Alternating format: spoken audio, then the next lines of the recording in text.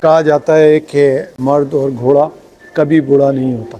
گھوڑے کی یہ خاصیت ہے کہ وہ بھاگتا ہے اور بھاگتا رہتا ہے، بھاگتا رہتا ہے، بھاگتا رہتا ہے، اسی وجہ سے وہ بوڑھا نہیں ہوتا۔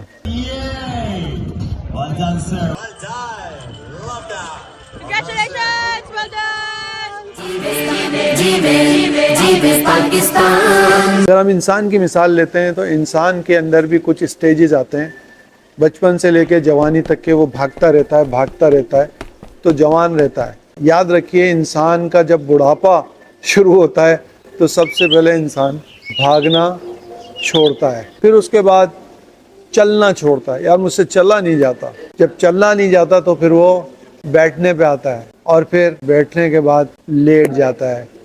زندگی اختتام کی طرف چلتی ہے۔ یعنی جو آپ کی زندگی کے اختتامی سفر ہیں اس میں سب سے پہلے جو ختم ہوتا ہے وہ ہے بھاگنا۔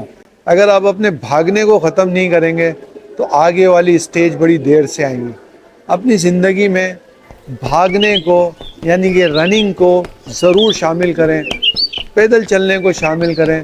یہ آپ کے بڑھاپے کو دور رکھتا ہے اور آپ کی طاقت کو بڑھاتا ہے، آپ کی ذہنی صلاحیت کو بڑھاتا ہے۔ جس طرح ڈاکٹرز کہتے ہیں کہ 45 منٹس ارلی مارننگ واک بہت ضروری ہے۔ اکثر لوگ شام کو واک کرتے ہیں، شام کی واک سے کئی گنا بہتر صبح کی واک ہے۔ ایک بات اور یہاں پہ عرض کرتا چلوں کہ 45 منٹس لوگ واک کرتے ہیں یا 100 منٹ واک کرتے ہیں، تو میں نے بہت سارے لوگوں کو دیکھا ہے، تو بہت سارے لوگ اللہ کا ذکر بھی کرتے ہیں اور بہت سارے لوگ کانوں میں میوزک بھی لگا لیتے ہیں۔